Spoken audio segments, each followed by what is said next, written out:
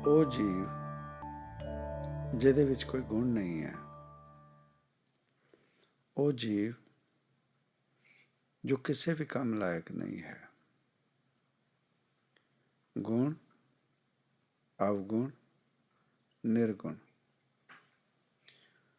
ਗੁਣ ਉਹ ਜੋ ਜੀਵਨ ਦੇ ਵਿੱਚ ਜੀਵ ਨੂੰ ਇੱਕ ਆਸਰਾ ਦਿੰਦਾ, ਇੱਕ ਪਹਿਚਾਨ ਦਿੰਦਾ ਔਰ ਜੀਵਨ ਦੇ ਵਿੱਚ ਜੀਣ ਦੇ ਵਾਸਤੇ ਸਾਥ ਦਿੰਦਾ।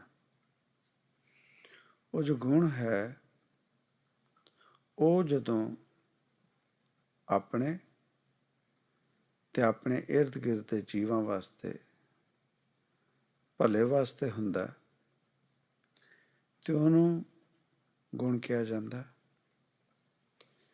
ਤੇ ਉਹੀ ਗੁਣ, ਉਹੀ ਆਦਤ ਜੋ ਆਪਣਾ ਤੇ ਨੁਕਸਾਨ ਕਰਦੀ ਹੈ ਔਰ ਉਸ ਕਾਰਜ ਦੇ ਨਾਲ, ਉਸ ਕੰਮ ਦੇ ਨਾਲ ਜਦੋਂ ਹੋਰਾਂ ਦਾ ਨੁਕਸਾਨ ਕਰਨ ਲੱਗਦੀ ਹੈ, ਉਹਨੂੰ ਕਿਹਾ ਜਾਂਦਾ ਅਵਗੁਣ। ਅਵਗੁਣ ਗੁਣ ਉਹ ਆਦਤ ਜੋ ਭਲਾ ਕਰਦੀ ਹੈ, ਜੋ ਫਾਇਦਾ ਕਰਦੀ ਹੈ, ਉਹ ਗੁਣ। ਤੇ ਉਹ ਆਦਤ, ਉਹ ਕੰਮ, ਉਹ ਕਾਰਜ ਜੋ ਕਿਸੇ ਦਾ ਨੁਕਸਾਨ ਕਰਦੇ ਨੇ, ਉਹ ਅਵਗੁਣ। ਇਹ ਦੋਨਾਂ ਦੇ ਵਿੱਚ ਕੋਈ ਨਾ ਕੋਈ ਆਦਤ, ਕੋਈ ਨਾ ਕੋਈ ਪਹਿਚਾਨ ਜੀਵ ਦੀ ਜ਼ਰੂਰ ਹੈ, ਚਾਹੇ ਉਹ ਚੰਗੇ ਕੰਮਾਂ ਕਰਕੇ ਹੈ ਜਾਂ ਬੁਰੇ ਕੰਮਾਂ ਕਰਕੇ। ਪਰ ਉਹ ਜੋ ਨਿਰਗੁਣ ਹੈ, ਜਿਹਦੇ ਵਿੱਚ ਕੋਈ ਗੁਣ ਨਹੀਂ, ਉਹ ਨਾ ਕਾਲ ਦੇ ਕੰਮ ਆਇਆ ਤੇ ਨਾ ਰੱਬ ਦੇ ਕੰਮ ਆਇਆ। ਨਾ ਉਹ ਨੇਕ ਕੰਮਾਂ ਵਿੱਚ ਕਿਸੇ ਦੇ ਕੰਮ ਆ ਸਕਿਆ ਤੇ ਨਾ ਹੀ ਕਿਸੇ ਦੇ ਬੁਰੇ ਕੰਮਾਂ ਦੇ ਵਿੱਚ। ਨਿਰਗੁਣ, ਜਿਹਦੇ ਵਿੱਚ ਕੋਈ ਗੁਣ ਨਹੀਂ। ਤੇ ਨਿਰਗੁਣ ਜੀਵ ਦੇ ਵਿੱਚ ਜਦੋਂ ਗੁਣ ਨਹੀਂ ਹੈ ਤੇ ਉਸ ਦਾ ਜਿਹੜਾ ਸਭ ਤੋਂ ਵੱਡਾ ਅਵਗੁਣ ਹੁੰਦਾ, ਉਹੀ ਨਿਰਗੁਣ ਹੋਣਾ ਹੈ। ਜਿਹਦੇ ਵਿੱਚ ਕੋਈ ਗੁਣ ਨਹੀਂ, ਉਹਦੇ ਵਿੱਚ ਕੋਈ ਵੀ ਗੁਣ ਨਾ ਹੋਣਾ ਹੀ ਉਹਦਾ ਅਵਗੁਣ ਹੈ। ਤੇ ਜੀਵਨ ਕਾਲ ਦੇ ਵਿੱਚ ਤਰੱਕੀ ਕਿਹਨੂੰ ਮਿਲਦੀ ਹੈ? ਤਰੱਕੀ ਕੌਣ ਕਰ ਸਕਦਾ ਹੈ? ਜਿਹਦੇ ਵਿੱਚ ਕੋਈ ਗੁਣ ਹੈ ਜਾਂ ਜਿਹਦੇ ਵਿੱਚ ਕੋਈ ਅਵਗੁਣ ਹੈ। ਜੀਵਨ ਦੇ ਵਿੱਚ, ਦੁਨੀਆ ਦੇ ਵਿੱਚ ਪਹਿਚਾਨ ਦੋ ਹੀ ਜੀਵਾਂ ਦੀ ਹੁੰਦੀ ਹੈ, ਉਹ ਜੋ ਗੁਣਕਾਰੀ ਹੈ ਜਾਂ ਅਵਗੁਣਾਂ ਦਾ ਭਰਿਆ ਹੈ। ਤੇ ਉਹਨਾਂ ਦੇ ਵਿੱਚ ਹੀ ਅਵਗੁਣ, ਉਹਨਾਂ ਦੇ ਵਿੱਚ ਹੀ ਜੋ ਜੀਵ ਆਉਂਦੇ ਨੇ, ਉਹ ਨੇ ਨਿਰਗੁਣ, ਜਿਹਦੇ ਵਿੱਚ ਕੋਈ ਗੁਣ ਨਹੀਂ। ਕਿਸੇ ਵੀ ਜਗ੍ਹਾ 'ਤੇ, ਕਿਸੇ ਵੀ ਕੰਮ ਦੇ ਵਿੱਚ ਉਹਦਾ ਕੋਈ ਫਾਇਦਾ ਨਹੀਂ। ਉਹ ਕਿਤੇ ਵੀ ਨਹੀਂ ਖੜਾ ਹੋ ਸਕਦਾ, ਕਿਤੇ ਵੀ ਨਹੀਂ।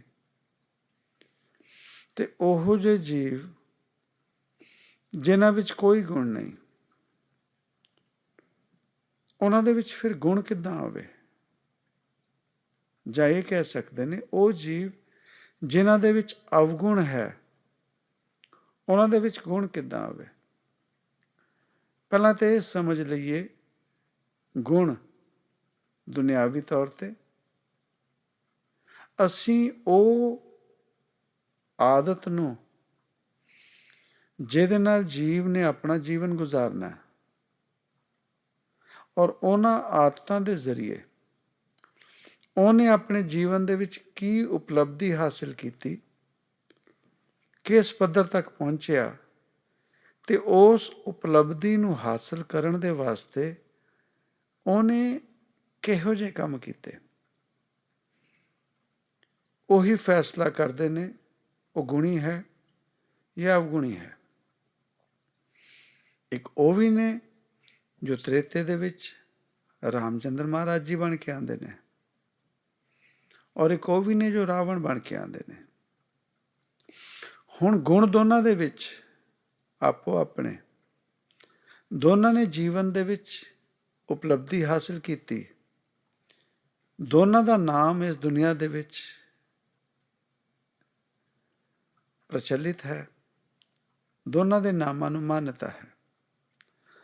ਪਰ ਜਦੋਂ ਚੰਗੇ ਗੁਣਾਂ ਦੀ ਗੱਲ ਕਰੀ ਜਾਵੇ, ਜਦੋਂ ਚੰਗੇ ਗੁਣਾਂ ਦੀ ਗੱਲ ਕੀਤੀ ਜਾਂਦੀ ਹੈ ਤੇ ਉਹਨਾਂ ਦੇ ਵਿੱਚ ਨਾਮ ਜਦੋਂ ਲਿਆ ਜਾਂਦਾ ਤਾਂ ਰਾਮਚੰਦਰ ਮਹਾਰਾਜ ਜੀ ਦਾ। ਤੇ ਜਦੋਂ ਅਵਗੁਣਾਂ ਦੀ ਗੱਲ ਆਉਂਦੀ, ਬੁਰੇ ਕਰਮਾਂ ਦੀ, ਕੰਮਾਂ ਦੀ ਗੱਲ ਆਉਂਦੀ, ਉਹਦੇ ਵਿੱਚ ਨਾਮ ਲਿਆ ਜਾਂਦਾ ਰਾਵਣ ਦਾ।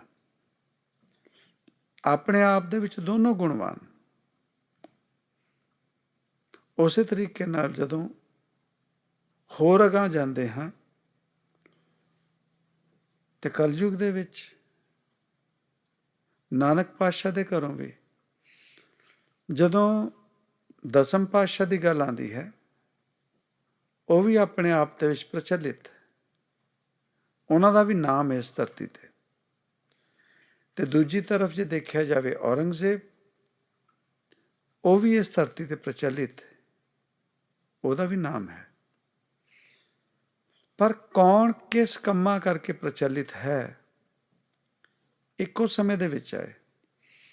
ਤੇ ਜਦੋਂ ਗੁਣਾਂ ਦੀ ਗੱਲ ਹੁੰਦੀ ਹੈ, ਉਸ ਸਮੇਂ ਗੱਲ ਕੀਤੀ ਜਾਂਦੀ ਦਸਮ ਪਾਤਸ਼ਾਹ ਮਹਾਰਾਜ ਦੀ, ਸਾਹਿਬ ਕਮਾਲ। ਤੇ ਜਦੋਂ ਅਵਗੁਣਾਂ ਦੀ ਗੱਲ ਕੀਤੀ ਜਾਂਦੀ ਹੈ, ਉਹ ਗੱਲ ਕੀਤੀ ਜਾਂਦੀ ਹੈ ਔਰੰਗਜ਼ੇਬ ਦੀ। ਹੁਣ ਇਹਦੇ ਵਿੱਚ ਕੋਈ ਧਰਮ, ਕੋਈ ਜਾਤ, ਇਹਦੀ ਕੋਈ ਗੱਲ ਨਹੀਂ ਹੋ ਰਹੀ। ਗੱਲ ਹੋ ਰਹੀ ਹੈ ਕਰਮੀ ਆਪੋ ਆਪਣੀ, ਕਿ ਨੇੜੇ ਕਹਿ ਦੂਰ।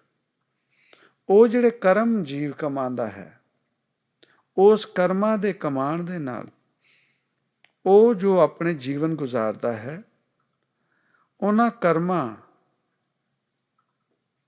ਉਹਨਾਂ ਆਦਤਾਂ, ਉਹਨਾਂ ਕੰਮਾਂ ਦੇ ਸਿਰ 'ਤੇ ਉਸ ਜੀਵ ਦਾ ਨਾਂ ਇਸ ਧਰਤੀ 'ਤੇ ਪ੍ਰਚਲਿਤ ਹੁੰਦਾ ਹੈ, ਔਰ ਉਹ ਗੁਣੀ ਜਾਂ ਅਵਗੁਣੀ ਜੀਵ ਮੰਨਿਆ ਜਾਂਦਾ।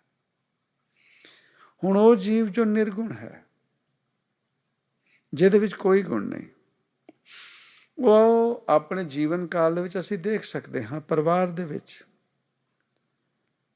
ਮਾਤਾ ਪਿਤਾ ਨੇ ਜਨਮ ਦਿੱਤਾ, ਪਰਿਵਾਰ 'ਚ ਬੱਚੇ 2 4 ਜੋ ਵੀ ਬੱਚੇ, ਉਹਨਾਂ ਦੇ ਵਿੱਚ ਹੀ ਆਦਤਾਂ ਦਾ ਪਤਾ ਲੱਗਣ ਲੱਗ ਜਾਂਦਾ। ਜਿਵੇਂ ਕਿਹਾ ਜਾਂਦਾ ਕਿ ਹੋਣਹਾਰ ਬਿਰਵਾਨ ਕੇ ਚਿਕਨੇ ਚਿਕਨੇ ਪਾਤ। ਉਹ ਜਿਹੜਾ ਗੁਣੀ ਹੈ ਜਾਂ ਅਵਗੁਣਾਂ ਦਾ ਭਰਿਆ ਹੋਏਗਾ, ਉਹ ਬਾਲ ਉਮਰ ਤੋਂ ਹੀ ਆਪਣੀ ਪਹਿਚਾਣ ਦੁਨੀਆ ਦੇ ਵਿੱਚ ਦੱਸਣ ਲੱਗ ਜਾਂਦਾ। ਉਹ ਬਾਲ ਉਮਰ ਤੋਂ ਹੀ ਜਿਹੜੇ ਜਿਹੜੇ ਕੰਮ ਕਰਦਾ, ਉਹ ਦੁਨੀਆ ਦੇ ਵਿੱਚ ਦਿਖਣ ਲੱਗ ਜਾਂਦੇ ਨੇ। ਤੇ ਮਾਤਾ ਪਿਤਾ ਹੀ ਕਹਿਣ ਲੱਗ ਜਾਂਦੇ ਨੇ ਉਹਦੇ ਬਾਰੇ, ਉਹ ਗੁਣੀ ਹੈ ਜਾਂ ਅਵਗੁਣੀ ਹੈ, ਜਾਂ ਨਿਰਗੁਣ, ਜਿਹਦੇ ਵਿੱਚ ਕੋਈ ਗੁਣ ਨਹੀਂ।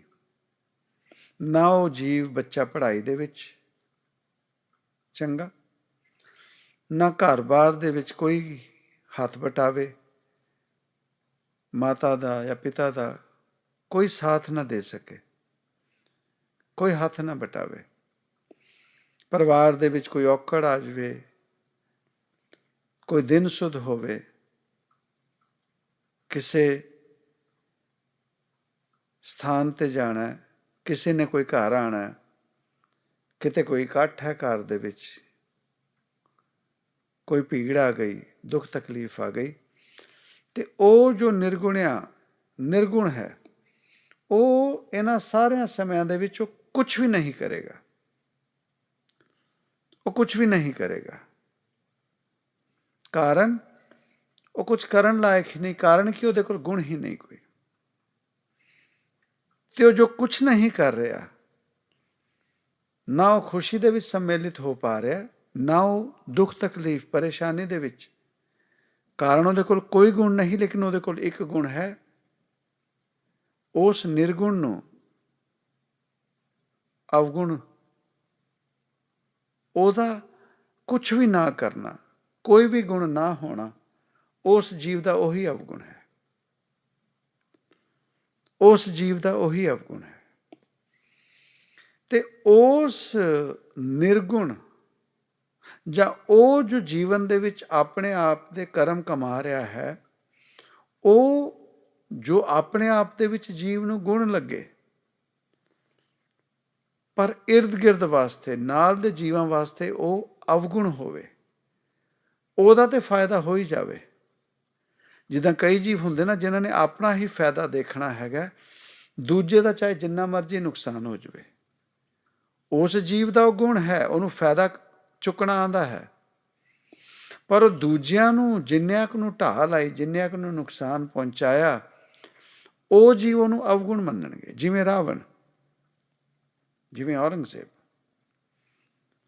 ਇਹਨਾਂ ਨੇ ਸਿਰਫ ਤੇ ਸਿਰਫ ਆਪਣਾ ਫਾਇਦਾ ਕਰਨ ਵਾਸਤੇ ਦੁਨੀਆ ਦੀ ਕੋਈ ਪਰਵਾਹ ਨਹੀਂ ਕੀਤੀ, ਕਿਸੇ ਦੀ ਪਰਵਾਹ ਨਹੀਂ ਕੀਤੀ। ਆਪਣੇ ਆਪ 'ਚ ਉਹ ਗੁਣ ਲੈ ਕੇ ਬੈਠੇ, ਆਪਣੇ ਆਪ 'ਚ ਉਹ ਗੁਮਾਨ ਦੇ ਵਿੱਚ, ਆਪਣੇ ਆਪ ਦੇ ਵਿੱਚ ਉਹ ਦੁਨੀਆ ਦੇ ਵਿੱਚ ਨਾਮ ਕਰ ਰਹੇ, ਪਰ ਜਿੰਨਿਆਂ ਕੁ ਨੂੰ ਉਹਨਾਂ ਨੇ ਨੁਕਸਾਨ ਪਹੁੰਚਾਇਆ, ਜਿੰਨਾ ਕੁ ਨੁਕਸਾਨ ਹੋਇਆ, ਉਹ ਅਵਗੁਣ ਮੰਨੇ ਗਏ। ਤੇ ਉਹ ਜੀਵ ਜੋ ਕੁਛ ਵੀ ਨਹੀਂ ਕਰ ਪਾ ਰਿਹਾ, ਨਿਰਗੁਣ ਜਾਂ ਅਵਗੁਣ। ਹੁਣ ਇਹੋ ਜਿਹੇ ਜੀਵਾਂ ਦੇ ਜੀਵਨ ਦੇ ਵਿੱਚ ਕੋਈ ਜੀਵ ਆ ਜਾਵੇ, ਕਿਸੇ ਵੀ ਰੂਪ ਦੇ ਵਿੱਚ ਕੋਈ ਜੀਵ ਆ ਜਾਵੇ, ਔਰ ਉਹਦੇ ਜੀਵਨ ਦੇ ਵਿੱਚ ਆਉਣ ਦੇ ਨਾਲ ਉਸ ਜੀਵ ਦੇ ਕਰਮਾਂ ਦੇ ਵਿੱਚ ਬਦਲਾਵ ਆਉਣ ਲੱਗ ਜਾਵੇ। ਉਹ ਜੋ ਨਿਰਗੁਣਿਆਰਾ ਹੈ, ਜਿਹਦੇ ਵਿੱਚ ਕੋਈ ਨਿਰਗੁਣ ਨਹੀਂ, ਉਹਨੂੰ ਚੋਟ ਵੱਜੇ ਗੱਲ ਸੁਣ ਕੇ, ਜੀਵਨ ਦੇਖ ਕੇ ਉਸ ਜੀਵ ਦਾ, ਤੇ ਉਹਨੂੰ ਆਪਣੇ ਅੰਦਰ ਠੋਕਰ ਵੱਜੇ, ਔਰ ਆਪਣੇ ਅੰਦਰ ਠੋਕਰ ਲੱਗਣ ਤੋਂ ਬਾਅਦ ਉਹ ਜੀਵਨ ਦੇ ਵਿੱਚ ਉੱਠ ਕੇ ਤੁਰ ਪਵੇ, ਔਰ ਇੱਕ ਆਪਣੇ ਆਪ ਦੇ ਨਾਲ ਲੜਨਾ ਸ਼ੁਰੂ ਕਰੇ, ਆਪਣੇ ਆਪ ਦੀ ਗਲਤੀ ਦਾ ਆਭਾਸ ਕਰੇ, ਔਰ ਕਹੇ ਨਹੀਂ, ਇਹ ਨਿਰਗੁਣਿਆ ਹੋਣਾ ਵੀ ਮੇਰੇ ਲਈ ਜੀਵਨ ਦਾ ਅਵਗੁਣ ਹੈ। ਔਰ ਉਹ ਜੀਵ ਉਸ ਦਿਨ ਤੋਂ ਬਾਅਦ ਕੋਈ ਨਾ ਕੋਈ ਸ਼ੁਭ ਕਰਮ, ਕੋਈ ਨਾ ਕੋਈ ਆਦਤ, ਕੋਈ ਨਾ ਕੋਈ ਗੁਣ ਹਾਸਲ ਕਰਨੇ ਲੱਗੇ, ਜਿਹਦੇ ਨਾਲ ਉਸ ਜੀਵ ਦਾ ਆਪਣਾ ਜੀਵਨ ਵੀ ਸਵਰਨ ਲੱਗੇ, ਤੇ ਉਹਦੇ ਕਰਮਾਂ ਦੇ ਨਾਲ ਉਹਦੇ ਇਰਦ ਗਿਰਦ, ਚਾਹੇ ਉਹ ਪਰਿਵਾਰ ਹੈ, ਚਾਹੇ ਦੁਨੀਆਦਾਰੀ ਹੈ, ਉਹਨਾਂ ਦਾ ਵੀ ਜੀਵਨ ਦੇ ਵਿੱਚ ਫਾਇਦਾ ਹੋਣ ਲੱਗੇ। ਸੁਕਰਮ, ਇਹੋ ਜਿਹੇ ਗੁਣ। ਉਹ ਜੋ ਨਿਰਗੁਣਿਆਰਾ, ਜਿਹਦੇ ਵਿੱਚ ਕੋਈ ਵੀ ਗੁਣ ਨਹੀਂ, ਉਹ ਵੀ ਕਿਸੇ ਦੇ ਜੀਵਨ ਨੂੰ ਦੇਖ ਕੇ ਜਾਂ ਕਿਸੇ ਦੇ ਸਮਝਾਉਣ ਦੇ ਨਾਲ ਆਪਣੇ ਜੀਵਨ ਨੂੰ ਬਦਲ ਸਕੇ। ਜਾਂ ਉਹ ਜੋ ਜੀਵਨ ਦੇ ਵਿੱਚ ਆਪਣੇ ਆਪ ਦੀ ਉਪਲਬਧੀ ਹਾਸਲ ਕਰ ਚੁੱਕਾ ਹੈ, ਜੀਵਨ ਦੇ ਵਿੱਚ ਕਿਤੇ ਪਹੁੰਚ ਚੁੱਕਾ ਹੈ ਦੁਨਿਆਵੀ ਤੌਰ ਤੇ, ਜਿਵੇਂ ਸੱਜਣ ਠੱਗ, ਉਹ ਦੁਨੀਆਦਾਰੀ ਦੇ ਵਿੱਚ ਸੱਜਣ ਉਹ ਜੋ ਇੱਜ਼ਤਦਾਰ, ਜੋ ਰੁਤਬੇਦਾਰ, ਜਿਹਦੀ ਚਾਰ ਜੀਵਾਂ ਦੇ ਵਿੱਚ ਇੱਜ਼ਤ ਹੋਵੇ, ਔਰ ਇੱਕ ਅਹੁਦਾ ਹੋਵੇ, ਪਹਿਚਾਣ ਹੋਵੇ ਚੰਗੀ, ਪਰ ਭੀਤਰੀ ਅੰਦਰੋਂ ਸੱਜਣ ਹੋਣ ਤੱਕ, ਦੁਨੀਆਦਾਰੀ ਦੇ ਵਿੱਚ ਨਾਮ ਕਮਾਉਣ ਤੱਕ, ਉਸ ਜੀਵ ਨੇ ਕਿੰਨੇ ਕੁ ਜੀਵਾਂ ਦਾ ਨੁਕਸਾਨ ਕੀਤਾ, ਕਿੰਨੇ ਕੁ ਜੀਵਾਂ ਨੂੰ ਤਬਾਹ ਕੀਤਾ, ਕਿੰਨਿਆਂ ਦੀ ਲਾਸ਼ਾਂ ਦੇ ਉੱਤੇ ਚੜ੍ਹ ਕੇ, ਖੜੇ ਹੋ ਕੇ ਉਹ ਦੁਨੀਆ ਦੇ ਵਿੱਚ ਸੱਜਣ ਬਣਿਆ ਸੀ। ਤੇ ਕਿਸੇ ਜੀਵ ਦੇ ਜੀਵਨ 'ਚ ਆਉਣ ਦੇ ਨਾਲ, ਸਮਝਾਉਣ ਦੇ ਨਾਲ, ਉਹ ਜੋ ਆਪਣੇ ਆਪ ਦੇ ਅਵਗੁਣਾਂ ਨੂੰ ਗੁਣ ਸਮਝ ਕੇ ਤੁਰਿਆ ਸੀ, ਗੁਣ ਸਮਝ ਕੇ ਤੁਰਦਾ ਰਵੇ, ਤੇ ਕਿਸੇ ਦੇ ਕਹਿਣ ਤੇ ਉਸ ਜੀਵ ਦੇ ਜੀਵਨ ਦੇ ਵਿੱਚ ਠੋਕਰ ਲੱਗੇ, ਤੇ ਉਹ ਜਿਹੜੇ ਆਪਣੇ ਗੁਣਾਂ ਨੂੰ, ਅਵਗੁਣਾਂ ਨੂੰ ਗੁਣ ਸਮਝ ਕੇ ਤੁਰਿਆ ਸੀ, ਉਹਨੂੰ ਆਭਾਸ ਹੋ ਜਾਵੇ ਕਿ ਨਹੀਂ, ਇਹ ਜੀਵਨ ਜੋ ਮੈਂ ਜੀ ਰਿਹਾ ਹਾਂ ਇਹ ਗਲਤ ਹੈ, ਤੇ ਉਹ ਸੁਣਨ ਦੇ ਨਾਲ ਹੀ, ਕਿਸੇ ਦੇ ਜੀਵਨ ਦੇ ਵਿੱਚ ਆਉਣ ਨਾਲ ਹੀ ਜਦੋਂ ਭੀਤਰ ਅੰਦਰੂਨੀ ਫਰਕ ਹੋਣ ਲੱਗ ਜਾਵੇ, ਉਹ ਨਿਰਗੁਣ ਜੋ ਨੇ, ਉਹ ਅਵਗੁਣ ਜੋ ਨੇ, ਉਹ ਗੁਣ ਹੋਣ ਲੱਗ ਜਾਣ,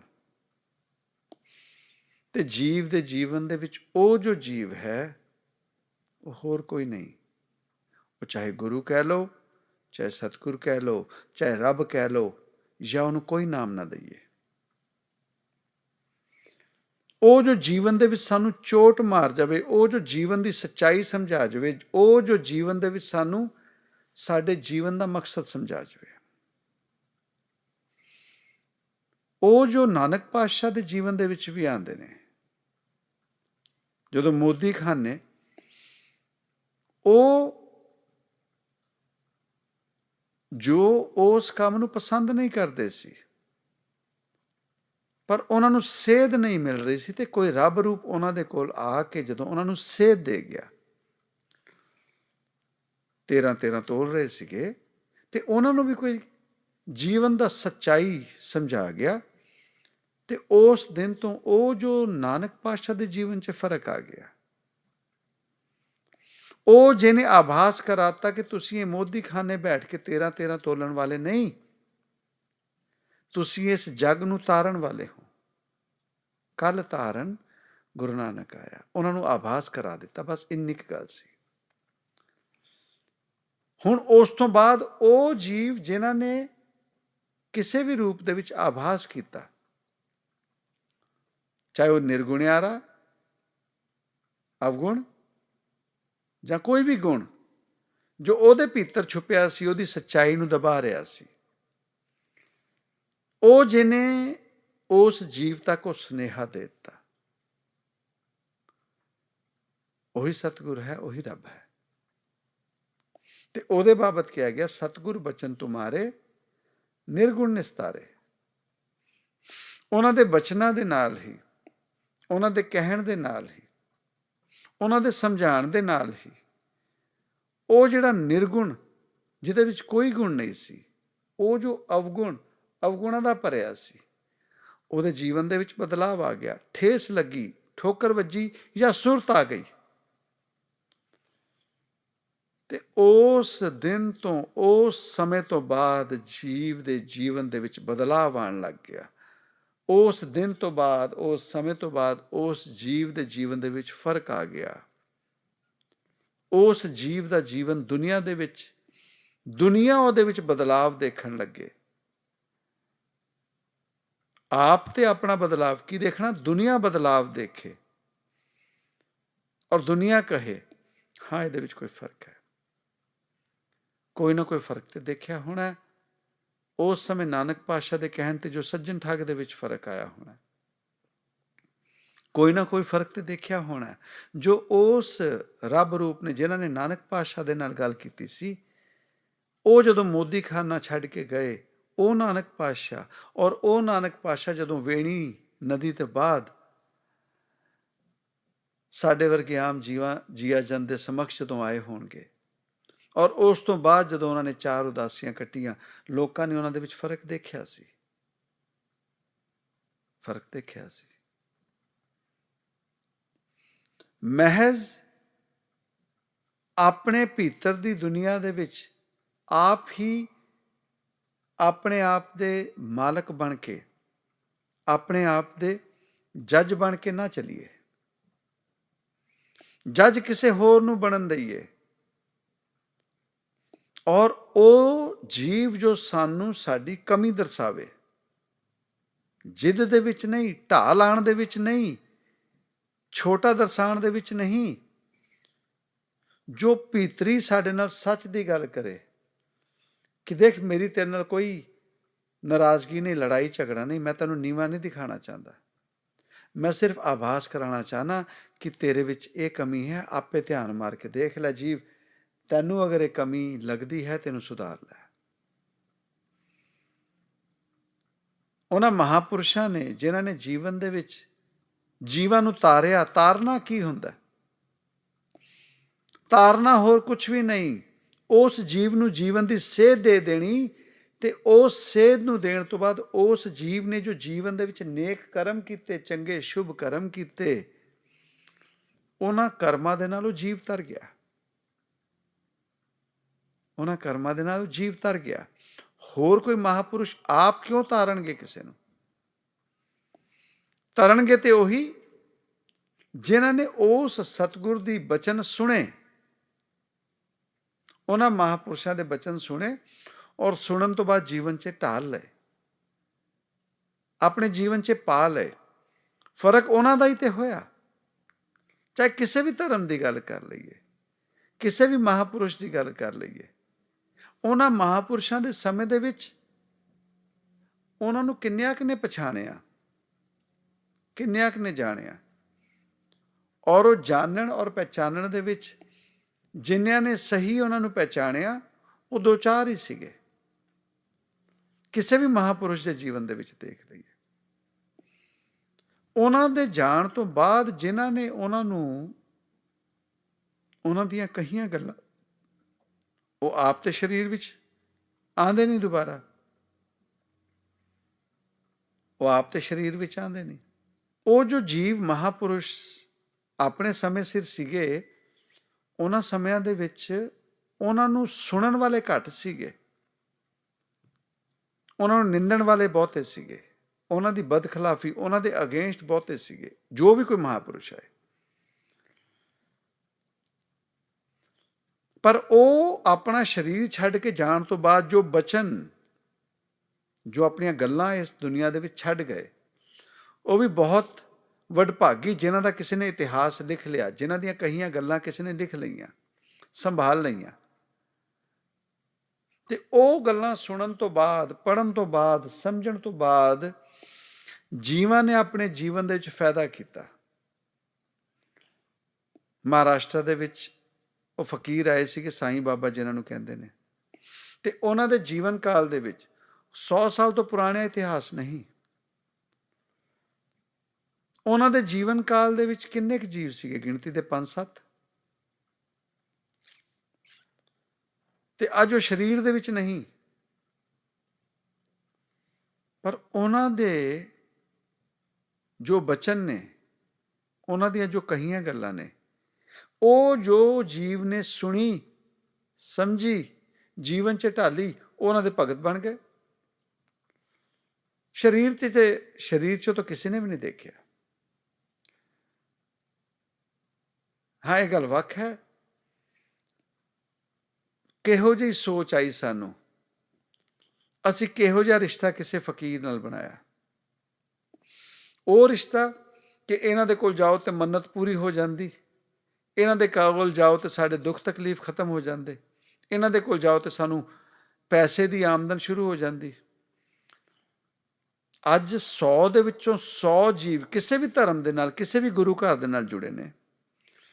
ਉਹਨਾਂ ਵਿੱਚ ਜਿਹੜੇ ਸਭ ਤੋਂ ਪਿਛੜੇ ਹੋਏ ਹੋਣਗੇ ਨਾ, ਜਿਹੜੇ ਪਿੱਛੇ ਰੁਲਦੇ ਫਿਰਦੇ ਨੇ, ਉਹੀ ਉੱਥੇ ਹੁੰਦੇ ਨੇ ਜਿਹੜੇ ਸ਼ਰਧਾਵਾਨ ਹੁੰਦੇ ਨੇ, ਉਹ ਜੋ ਸ਼ਰਧਾ ਲੈ ਕੇ ਉਹਨਾਂ ਸਥਲਾਂ ਦੇ ਉੱਪਰ ਖੜੇ ਹੁੰਦੇ ਨੇ।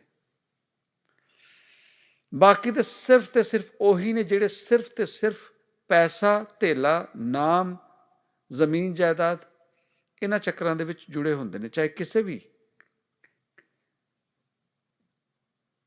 ਧਾਰਮਿਕ ਸਥਲ ਦੀ ਗੱਲ ਕਰ ਲਈਏ,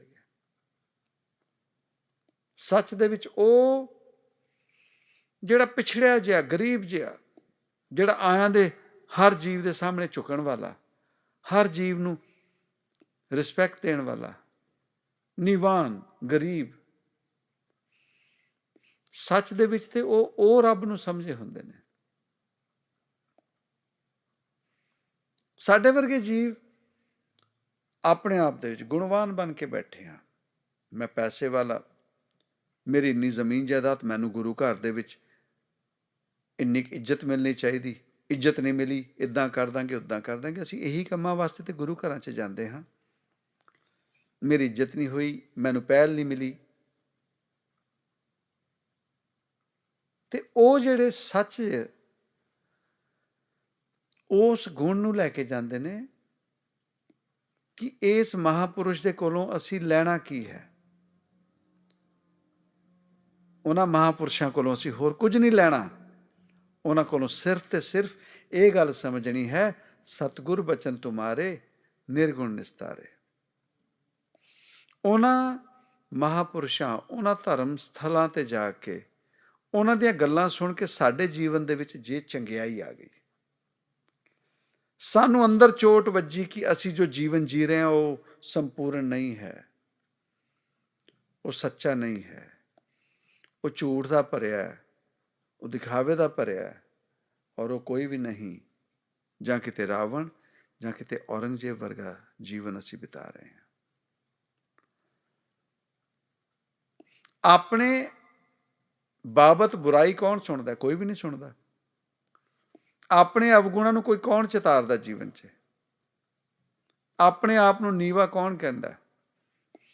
ਪਰ ਉਹ ਮਹਾਂਪੁਰਸ਼ ਸ਼ਰੇਆਮ ਕਹਿੰਦੇ ਨੇ, ਹਮ ਕੂਕਰ ਤੇਰੇ ਦਰਬਾਰ, ਹਮ ਅਵਗੁਣ ਭਰੇ ਏਕ ਗੁਣ ਨਹੀਂ, ਹਮ ਨਹੀਂ ਚੰਗੇ ਬੁਰਾ ਨਹੀਂ ਕੋਏ। ਉਹ ਕਿਹੜੀ ਅਵਸਥਾ ਦੇ ਮਾਲਕ ਹੋਣਗੇ? ਉਹ ਕਿਹੜੀ ਅਵਸਥਾ ਦੇ ਮਾਲਕ ਹੋਣਗੇ ਜਦੋਂ ਕਹਿਤਾ ਬੁਰਾ ਜੋ ਦੇਖਣ ਮੈਂ ਗਿਆ, ਬੁਰਾ ਨਾ ਮਿਲਿਆ ਕੋਈ? ਉਹ ਕਿਹੋ ਜਿਹੇ ਮਹਾਂਪੁਰਸ਼ ਹੋਣਗੇ ਜੋ ਆਪਣੇ ਆਪ ਦੇ ਵਿੱਚ ਆਪਣੀਆਂ ਕਮੀਆਂ ਨੂੰ ਦੇਖ ਕੇ ਆਪਣੇ ਜੀਵਨ ਦੇ ਵਿੱਚ ਆਪਣੇ ਆਪ ਨੂੰ ਸੁਧਾਰਨ ਲੱਗ ਗਏ?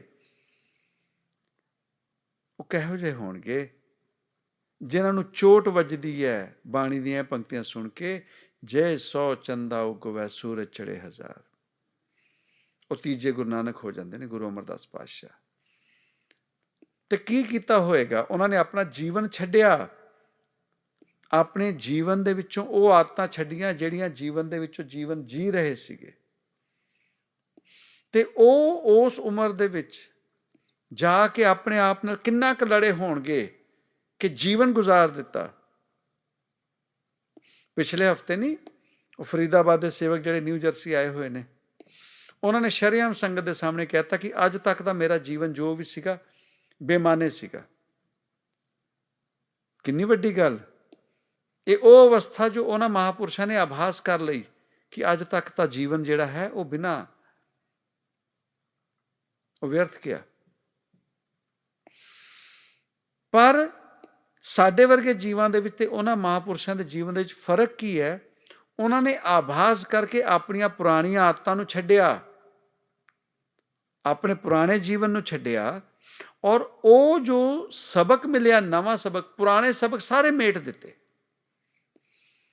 ਆਪਣੇ ਬੋਰਡ ਤੋਂ, ਜੋ ਬਲੈਕ ਬੋਰਡ ਕਹਿ ਲਓ ਜਾਂ ਵਾਈਟ ਬੋਰਡ ਕਹਿ ਲਓ, ਜਿਹੜਾ ਅੰਦਰ ਸੀ, ਜਿਹੜੀ ਬੁੱਕ ਸੀ, ਕਿਤਾਬ ਸੀ, ਜਿਹਦੇ ਉੱਤੇ ਵੱਖ-ਵੱਖ ਸਬਕ ਲਿਖੇ ਗਏ ਸੀ, ਲੈਸਨ ਲਿਖੇ ਗਏ ਸੀ, ਕਹਾਣੀਆਂ ਲਿਖੀਆਂ ਗਈਆਂ ਸੀ, ਉਹਨਾਂ ਨੇ ਸਭ ਤੋਂ ਪਹਿਲਾਂ ਜੋ ਕੰਮ ਕੀਤਾ, ਉਹਨਾਂ ਨੇ ਉਹ ਸਾਰੇ ਵਰਕੇ ਫਾੜ ਦਿੱਤੇ। ਉਹ ਜੋ ਸਬਕ ਲਿਖੇ ਸੀ ਉਹ ਮੇਟ ਦਿੱਤੇ, ਜ਼ੀਰੋ ਕਰ ਲਿਆ, ਸਿਫਰ ਕਰ ਲਿਆ, ਬਲੈਂਕ ਕਰ ਲਿਆ। ਹੁਣ ਉਸ ਤੋਂ ਬਾਅਦ ਫਿਰ ਆਪਣੇ ਜੀਵਨ ਦੇ ਵਿੱਚ ਨਵੀਂ ਸ਼ੁਰੂਆਤ ਕੀਤੀ। ਉਹਨਾਂ ਨੇ ਉਮਰ ਨਹੀਂ ਦੇਖੀ ਕਿ ਅੱਜ ਸਾਡੀ ਕਿੰਨੀ ਉਮਰ ਹੈ, ਕਿੰਨਾ ਸਮਾਂ ਲੱਗੇਗਾ, ਕਦੋਂ ਅਸੀਂ ਪਹੁੰਚਾਂਗੇ। ਉਹਨਾਂ ਨੇ ਉਹ ਨਹੀਂ ਗੱਲ ਕੀਤੀ। ਉਹਨਾਂ ਨੇ ਇੱਕੋ ਗੱਲ ਕਹੀ, ਜਬ ਜਾਗੋ ਤਬ ਸਵੇਰਾ। ਉਹ ਮਹਾਂਪੁਰਸ਼ਾਂ ਨੂੰ ਗੱਲਾਂ ਸਮਝ ਆ ਗਈਆਂ, ਉਹ ਮਹਾਨ ਜੀਵਾਂ ਨੂੰ ਗੱਲਾਂ ਸਮਝ ਆ ਗਈਆਂ। ਤੇ ਸਾਨੂੰ ਜੇ ਸਮਝ ਨਹੀਂ ਆਉਂਦੀਆਂ ਪਹਿਲਾਂ, ਤੇ ਸਾਡੇ ਵਿੱਚੋਂ ਕਿੰਨੇ ਕੁ ਜੀਵ ਹੋਣਗੇ ਜਿਹੜਾ ਇੰਨਾ ਜਿਗਰਾ ਕਰਨਗੇ ਉਹਨਾਂ ਸੇਵਕਾਂ ਦੇ ਵਾਂਗ, ਜਿਨ੍ਹਾਂ ਨੇ ਕਹਿ ਦਿੱਤਾ ਕਿ ਬਾਬਾ ਜੀ ਇੰਨੀ ਉਮਰ ਹੋ ਚੁੱਕੀ, ਅੱਜ ਤੱਕ ਦਾ ਮੇਰਾ ਜੀਵਨ ਵਿਅਰਥ ਗਿਆ। ਕੋਈ ਛੋਟੀ ਗੱਲ ਨਹੀਂ। ਅਗਰ ਛੋਟੀ ਗੱਲ ਹੁੰਦੀ ਤੇ ਅੱਜ ਉਹਨਾਂ ਦੇ ਬਾਰੇ ਗੱਲ ਨਾ ਹੋ ਰਹੀ ਹੁੰਦੀ।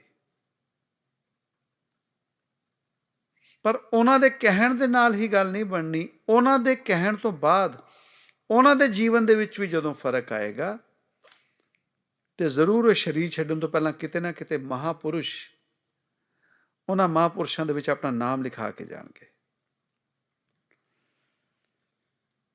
ਇੰਨੀ ਕੁ ਗੱਲ ਹੈ।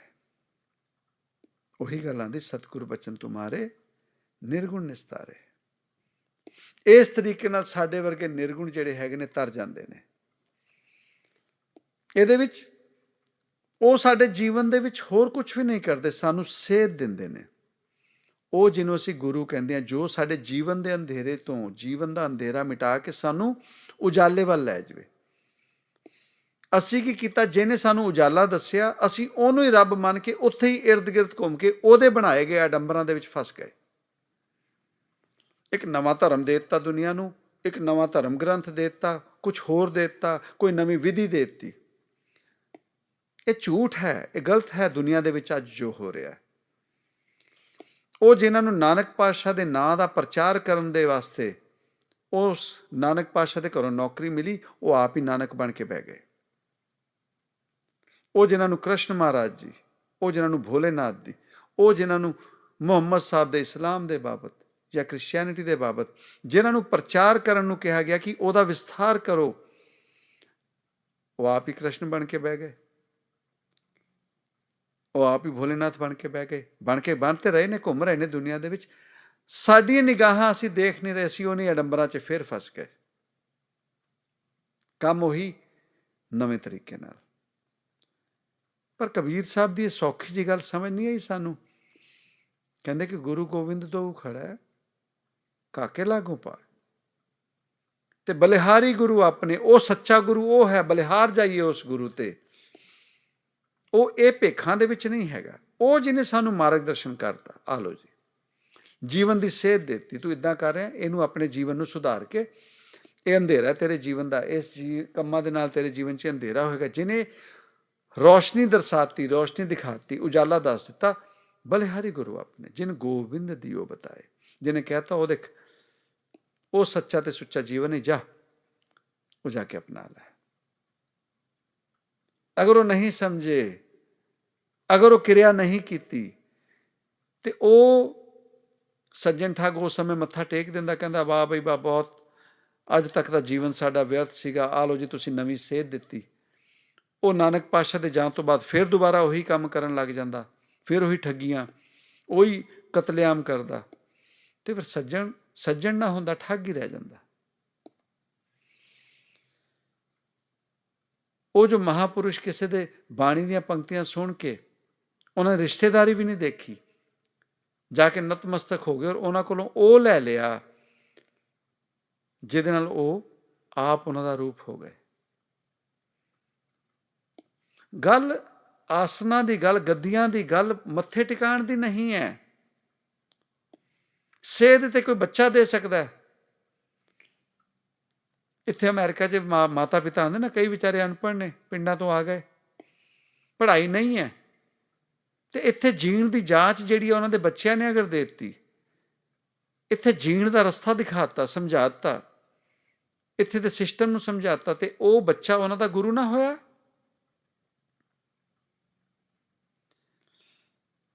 ਅਸੀਂ ਹੋਰ ਚੱਕਰਾਂ ਦੇ ਵਿੱਚ ਪੈ ਗਏ। ਜਿਹਨੇ ਜੀਵਨ ਦੀ ਸੇਧ ਦੇ ਦਿੱਤੀ, ਆ ਲੈ, ਉਸ ਤੋਂ ਬਾਅਦ ਜ਼ਰੂਰੀ ਥੋੜ੍ਹੀ ਉਸ ਜੀਵ ਨੂੰ ਮੱਥੇ ਟੇਕੀ ਜਾਓ। ਹਾਂ, ਜੀਵਨ ਦੇ ਵਿੱਚ ਉਹਦਾ ਸ਼ੁਕਰੀਆ ਅਦਾ ਕਰਦੇ ਰਹੋ, ਥੈਂਕ ਯੂ ਤੇਰਾ, ਧੰਨਵਾਦ ਤੇਰਾ। ਅਕਿਰਤ ਘਣ ਨਾ ਹੋਈਏ, ਉਸ ਜੀਵ ਦਾ ਨਾਮ ਹੀ ਨਾ ਕਰੀਏ, ਉਹਨੂੰ ਭੁੱਲ ਹੀ ਜਾਈਏ, ਵਿਸਾਰ ਹੀ ਦਈਏ। ਅਕਿਰਤ ਘਣ ਨਾ ਹੋਈਏ। ਅਕਿਰਤ ਘਣ ਦਾ ਭਾਰ ਤੇ ਧਰਤੀ ਸਹਿ ਹੀ ਨਹੀਂ ਸਕਦੀ। ਇਸੇ ਕਰਕੇ ਤੇ ਅੱਜ ਧਰਤੀ ਦੇ ਉੱਪਰ ਇੰਨਾ ਸਭ ਬੁਰਾ ਜੋ ਸੁਣ ਰਹੇ ਹਾਂ, ਇੰਨੀਆਂ ਜੋ ਪਰੇਸ਼ਾਨੀਆਂ ਆ ਰਹੀਆਂ, ਹੋਰ ਕੋਈ ਵੀ ਨਹੀਂ। ਸਾਡੇ ਵਰਗੇ ਜੀਵ ਜਿਹੜੇ ਅਕਿਰਤ ਘਣ ਹੋ ਗਏ, ਨਾ ਸ਼ੁਕਰੇ ਹੋ ਗਏ, ਕਿਸੇ ਤੋਂ ਫੇਵਰ ਲੈ ਕੇ ਰਾਦਰ ਦੈਨ ਉਹਨੂੰ ਥੈਂਕਸ ਬੋਲਣ ਦੀ ਬਜਾਏ ਬੁਲਾਣਾ ਹੀ ਬੰਦ ਕਰਤਾ, ਮੂੰਹ ਹੀ ਫੇਰ ਲਿਆ। ਅਕਿਰਤ ਘਣ, ਅਕਿਰਤ ਘਣਾਂ ਦੇ ਵਿੱਚ ਮਿਸ਼ਨ ਨਿਊਯਾਰਕ ਦੇ ਵਿੱਚ ਫੇਲ ਥੋੜ੍ਹੀ ਹੋਣਾ ਸੀ। ਇੱਕ ਫਕੀਰ ਇਕੱਲਾ ਕੀ ਕਰ ਸਕਦਾ ਸੀ? 4 ਚਫੇਰੇ ਅਕਿਰਤ ਘਣ, ਰੋਜ਼ ਰੋਜ਼ ਫਾਇਦਾ, ਰੋਜ਼ ਰੋਜ਼ ਆਪਣੇ ਜੀਵਨ ਦੀ ਜਾਂਚ। ਇੱਕ ਪਰਿਵਾਰਾਂ ਦੇ ਜੀਵਨ ਦੇ ਵਿੱਚ ਸੇਧ ਨਹੀਂ ਮਿਲੀ, ਤਰੱਕੀਆਂ ਨਹੀਂ ਹੋਈਆਂ, ਤੇ ਰੱਬ ਵੀ ਪਿੱਛੇ ਮੁੜਦਾ ਹੈ। ਉਹਨੇ ਦੇਖਿਆ ਅਕਿਰਤ ਘਣ ਲੋਕ ਨੇ, ਇਹਨਾਂ ਵਿੱਚ ਇਹਨਾਂ ਦਾ ਕੁਝ ਨਹੀਂ ਹੋ ਸਕਦਾ। ਇਹ ਮੌਕਾ ਪ੍ਰਸਤ ਨੇ, ਇਹ ਫਾਇਦਾ ਚੁੱਕਣ ਵਾਲੇ ਨੇ, ਸਬਕ ਲੈ ਕੇ ਆਪਣਾ ਕੰਮ ਕੱਢਣ ਵਾਲੇ ਨੇ।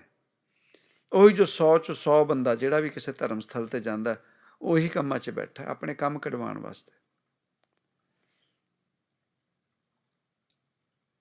ਪਰ ਨਾਨਕ ਪਾਤਸ਼ਾਹ ਦੇ ਵਚਨ, ਉਹ ਜਿਨ੍ਹਾਂ ਦੇ ਬਾਬਤ ਉਹਨਾਂ ਨੇ ਕਿਹਾ ਸੀ, ਜਿਨ੍ਹਾਂ ਨੇ ਦੇਖ ਰੇਖ ਕੀਤੀ, ਖਿਆਲ ਕੀਤਾ ਉਸ ਰੱਬ ਦਾ, ਤੇ ਉਹਨਾਂ ਦੇ ਵਾਸਤੇ ਕਹਿਤਾ ਉੱਜੜ ਜਾਓ। ਇਸ ਕਰਕੇ ਉਹਨਾਂ ਨੂੰ ਅੱਜ ਤੱਕ ਵੀ ਉੱਜੜਨਾ ਪੈਂਦਾ। ਕਾਰਨ ਕਿ ਉਹਨਾਂ ਨੇ ਕਿਹਾ ਕਿ ਇਹ ਗੰਦਗੀ ਹੈ, ਗੰਦਗੀ ਨੂੰ ਢੱਕਣਾ ਪੈਂਦਾ ਹੈ, ਇਹ ਢੱਕੇ ਰਹਿਣ ਦਿਓ, ਇਹਨਾਂ ਨੂੰ ਨਾ ਛੇੜੋ। ਤੇ ਉਹ ਜਿਹੜੇ ਉੱਜੜ ਜਾਣਗੇ, ਉਹ ਜਿੱਥੇ ਵੀ ਜਾਣਗੇ ਉਹ ਹੋਰ ਸਵਰਗ ਲਿਆਣਗੇ, ਤੇ ਜੀਵਨ ਦੇ ਵਿੱਚ ਨਹੀਂ ਹੋਇਆ। ਹੁੰਦਾ ਤੇ ਹੈ। ਇਸੇ ਕਰਕੇ ਤੇ ਬਾਣੀ 'ਚ ਕਿਹਾ ਗਿਆ, ਲੱਖ ਖੁਸ਼ੀਆਂ ਪਾਤਸ਼ਾਹੀਆਂ ਜੇ ਸਤਿਗੁਰ ਨਦਰ ਕਰੇ। ਉਹ ਸਤਿਗੁਰ, ਉਹ ਰੱਬ ਰੂਪ, ਕਿਸੇ ਵੀ ਰੂਪ ਦੇ ਵਿੱਚ ਉਹਨੂੰ ਜਿਸ ਮਰਜ਼ੀ ਨਾਂ ਨਾਲ ਪੁਕਾਰ ਲਓ, ਉਹ ਜਦੋਂ ਤੱਕ ਮਿਹਰਬਾਨ ਹੈ, ਉਹ ਜਦੋਂ ਤੱਕ ਮਿਹਰਬਾਨ ਹੈ। ਇਸੇ ਕਰਕੇ ਕਿਹਾ ਗਿਆ, ਜਾਂ ਤੂੰ ਮੇਰੇ ਵੱਲ ਹੈ ਤਾਂ ਕਿਆ ਮੋਹਿ ਛੰਦਾ, ਤੁਧ ਸਭ ਕੁਛ ਮੈਨੂੰ ਸੌਂਪਿਆ। ਉਹ ਜਦੋਂ ਸੌਂਪ ਦਿੰਦਾ, ਕਦੋਂ? ਜਾਂ ਮੈਂ ਤੇਰਾ ਬੰਦਾ, ਉਹਦਾ ਬੰਦਾ ਹੋ ਕੇ ਜੀਵ ਰਹਿ ਜਾਵੇ, ਉਹਦੀ ਸ਼ਰਨ ਦੇ ਵਿੱਚ ਚਲਾ ਜਾਵੇ, ਉਸ ਅਕਾਲ ਪੁਰਖ, ਉਸ ਓਂਕਾਰ ਜੋ ਸਤ ਹੈ ਅੱਜ ਦੇ ਸਮੇਂ ਦੇ ਵਿੱਚ। ਔਰ ਇਹ ਸਤ ਹੁਣ ਦਾ ਨਹੀਂ ਹੈ, ਆਦਿ ਕਾਲ ਤੋਂ। ਇਸੇ ਕਰਕੇ ਨਾਨਕ ਪਾਤਸ਼ਾਹ ਨੇ ਕਿਹਾ ਨਾ, ਆਦਿ ਕਾਲ ਤੋਂ ਇਹੀ ਸੱਚ ਹੈ। ਕੌਣ? ਉਹ ਓਂਕਾਰ, ਉਹੀ ਸਤ ਹੈ।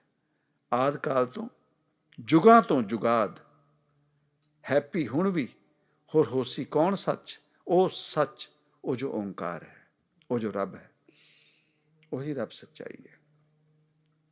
ਔਰ ਉਹਦੀ ਸੱਚਾਈ ਪਾਉਣ ਦੇ ਵਾਸਤੇ ਸਾਨੂੰ ਜੀਵਨ ਦੇ ਵਿੱਚ, ਆਪਣੇ ਜੀਵਨ ਦੇ ਵਿੱਚ ਸੇਧ ਲਿਆਉਣੀ ਪਏਗੀ, ਆਪਣੇ ਜੀਵਨ ਦੇ ਵਿੱਚ ਸਬਕ ਲੈਣਾ ਪਏਗਾ। ਔਰ ਆਪਣੇ ਅੰਦਰ ਦਾ ਜਿਹੜਾ ਰਿਸੀਵਿੰਗ ਸਾਈਡ ਹੈ, ਸੁਣਨ ਦੀ ਸ਼ਕਤੀ, ਜੀਆ ਜਨ ਨੂੰ ਕਹਿੰਦੇ ਨੇ, ਅਸੀਂ ਸੁਣ ਤੇ ਲਓ ਪਹਿਲਾਂ। ਅਸੀਂ ਸੁਣਨ ਤੋਂ ਪਹਿਲਾਂ ਹੀ ਕਿਸੇ ਦੇ ਕਹਿਣ ਤੇ ਹੀ ਸ਼ੁਰੂ ਕਰ ਦਿੰਦੇ ਹਾਂ ਆਪਣੀ ਗੱਲ। ਤੇ ਸਾਨੂੰ ਮਿਲਿਆ ਕੀ, ਸਮਝੇ ਕੀ, ਸਬਕ ਕੀ ਮਿਲਿਆ? ਕੋਈ ਵੀ ਗੱਲ ਦੇਖ ਲਓ, ਅੱਜ ਆਪਣੇ ਆਪ ਨੂੰ ਜੀਵ ਚੈੱਕ ਕਰਕੇ ਦੇਖ ਲੈਣਾ। ਸਾਹਮਣੇ ਕੋਈ ਬੰਦਾ ਆਉਂਦਾ, ਉਹ ਕਹਿਣ ਲੱਗਦਾ ਕੁਝ, ਅਸੀਂ ਸੁਣਨ ਤੇ ਪਹਿਲਾਂ ਹੀ ਉਹਨੂੰ ਕੁਝ ਹੋਰ ਕਹਿਣ ਲੱਗ ਜਾਂਦੇ ਹਾਂ।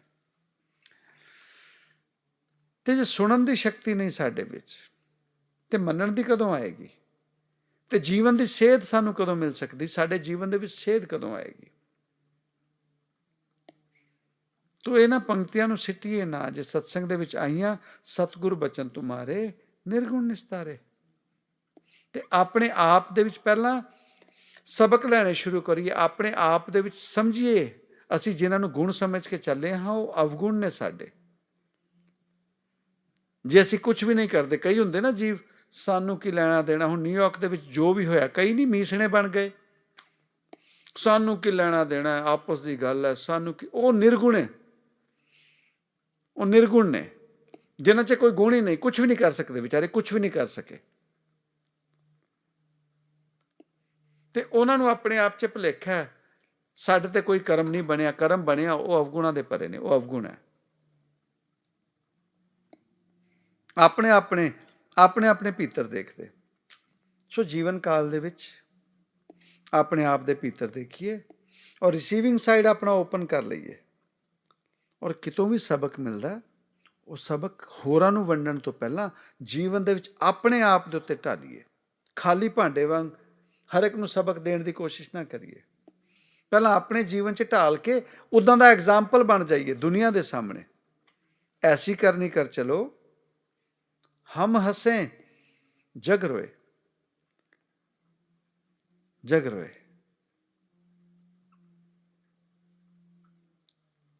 ਸੱਚਾ ਜੀਵਨ ਜੀਏ। ਬਹੁਤ ਸੁਖਮय, ਬਹੁਤ ਕਿਰਪਾ ਦਿੱਤੀ ਹੋਈ ਉਸ ਰੱਬ ਨੇ, ਉਸ ਓਂਕਾਰ ਨੇ ਸਾਨੂੰ ਲੋਕਾਂ ਨੂੰ। ਕਮੀ ਸਿਰਫ ਇਹੀ ਹੈ ਕਿ ਉਹਨੂੰ ਜਾਣ ਲਈਏ, ਪਹਿਚਾਣ ਲਈ, ਔਰ ਯਕੀਨ ਕਰ ਲਈਏ ਕਿ ਉਹੀ ਸੱਤ ਹੈ।